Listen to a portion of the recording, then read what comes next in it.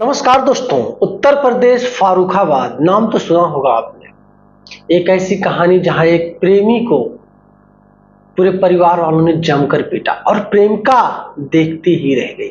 आखिर क्या हुआ था उस प्रेमी के साथ? क्यों प्रेमिका के ही सामने प्रेमिका के भाई और माता पिता और गांव वाले मिलकर चोर चोर कहकर क्यों पीटने लगे?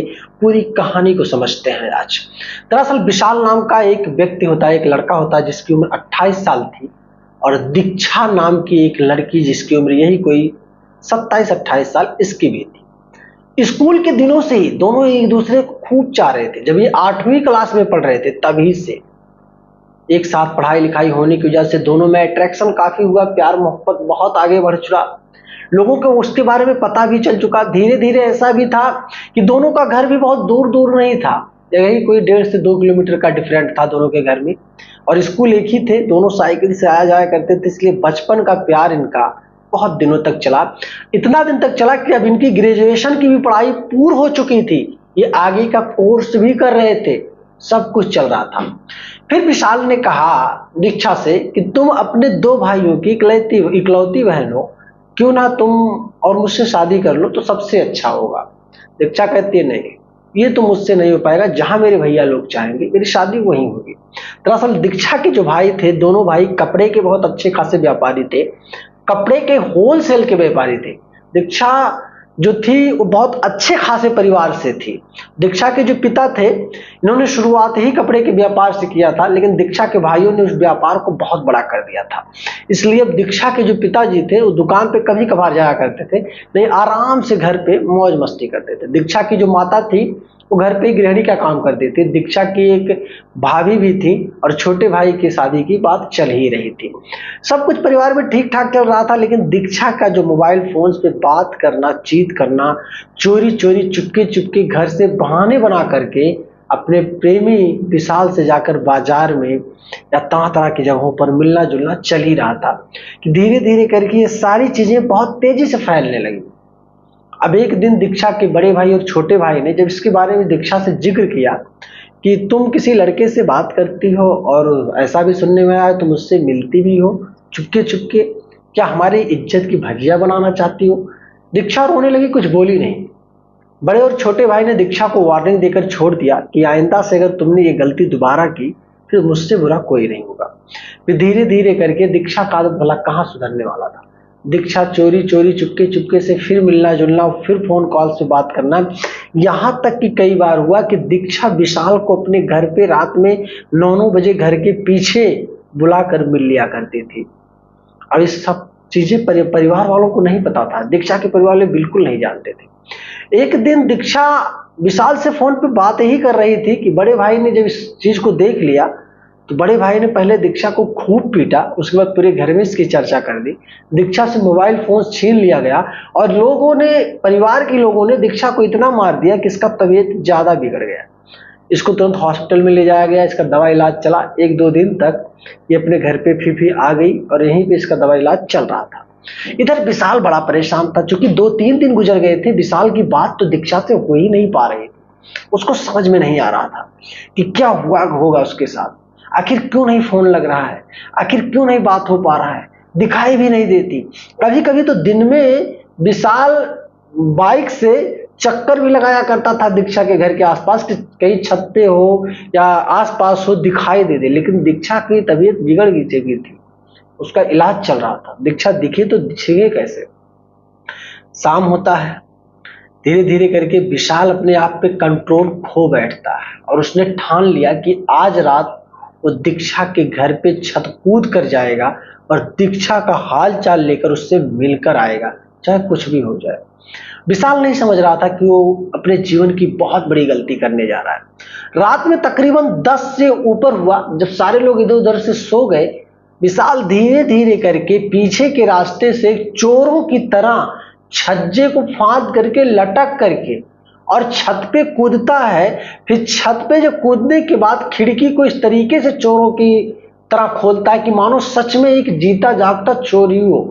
खिड़की को खोलने के बाद घर में इंटर कर लेता है और हर जगह धीरे धीरे करके दबे पांव वो खोजने की तलाश करता है कि दीक्षा किस कमरे में।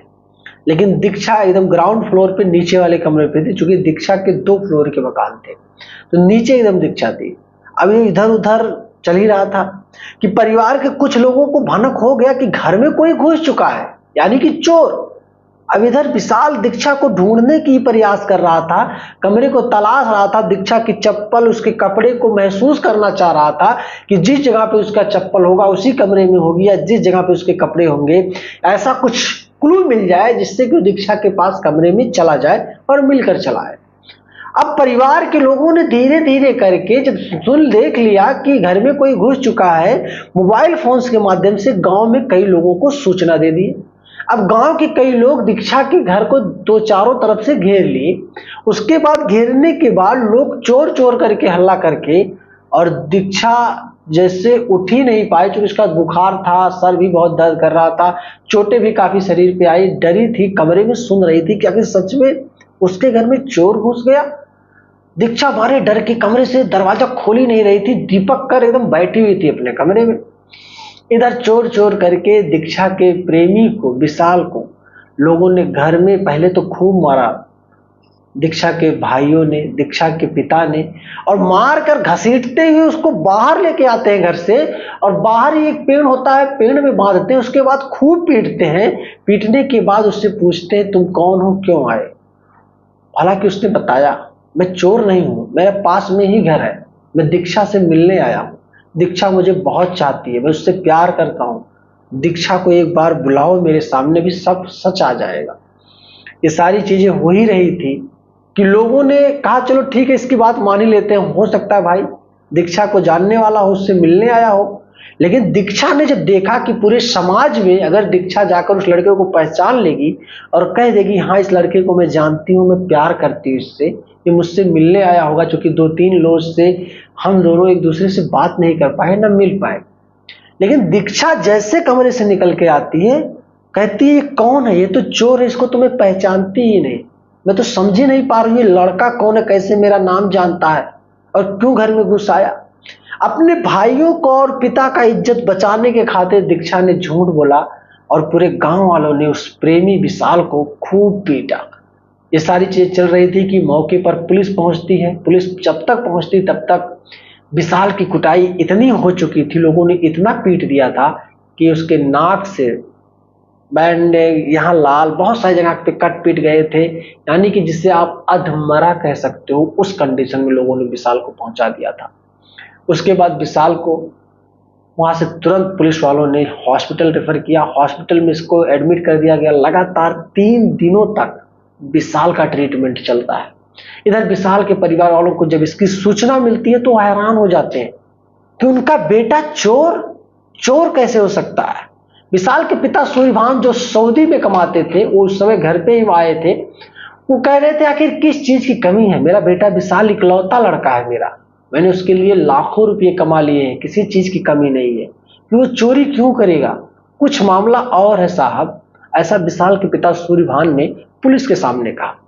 पुलिस ने कहा जो आप समझ रहे हो सच तो वही है, लेकिन जो लड़की ने ही इनकार कर दिया भरे समाज में, विशाल को उसने चोर साबित कर दिया। वो खुद कह रही है मैं इस लड़के को पहचानती ही नहीं, ये पता नहीं मेरा नाम कैसे जानता है, तो आप ही बताओ हम लोग क्या कर सकते हैं। धीरे धीरे करके जब 3-4 दिन ट्रीटमेंट चलने के बाद विशाल अपने बयान को दे पाता पुलिस के सामने, वो सारी चीजें पुलिस से उसने बताना शुरू किया कि कैसे शुरुआती दौर से इसका प्यार मोहब्बत चला। कई सारे फोटोज वगैरह दीक्षा के साथ जिसके थे, पुलिस को दिखाया कि मेरे प्यार की निशानी है, तरह तरह की चीजों को दिखाया उसने, जिससे पुलिस वालों को यकीन हो गया। उसके बाद दीक्षा के भाइयों के ऊपर भी विशाल ने इल्जाम लगाया कि ये लोग जानबूझकर मुझे चोर चोर कहे और मारे पीटे, जबकि सच इनको भी पता था कि इनकी बहन से मेरा क्या चल रहा है। उसके बाद पुलिस ने मजबूरन विशाल के ऊपर एफआईआर तो दर्ज ही किया, बाकी दीक्षा के परिवार वालों के भी ऊपर एफआईआर दर्ज किया कि जानबूझकर किसी व्यक्ति को चोर चोर कहकर उसकी जान लेने की साजिश रची गई। बाकी विशाल के ऊपर भी एफआईआर दर्ज किया गया। मामला अभी भी कोर्ट में विचाराधीन है, चल ही रहा है, देखते हैं क्या अपडेट आएगा। बाकी जैसे कोई अपडेट आएगा मैं आपको फिर सूचना दूंगा। लेकिन आज की छोटी सी स्टोरी और कहानी को सुनने के बाद आप क्या कहना चाहोगे दोस्तों? ये वीडियो जागरूकता के माध्यम से मैंने बनाया है। एक बार आप लोग सोचो, जागरूक हो जाओ कि आज के समय में कभी आंख बंद करके अपने प्रेमिका के ऊपर या लड़के के ऊपर भरोसा मत करना, नहीं आपको अपना जान भी गंवाना पड़ सकता है। नोट रखना इस बात को। क्या कहना चाहोगे आप दीक्षा जैसी दगाबाज लड़की को?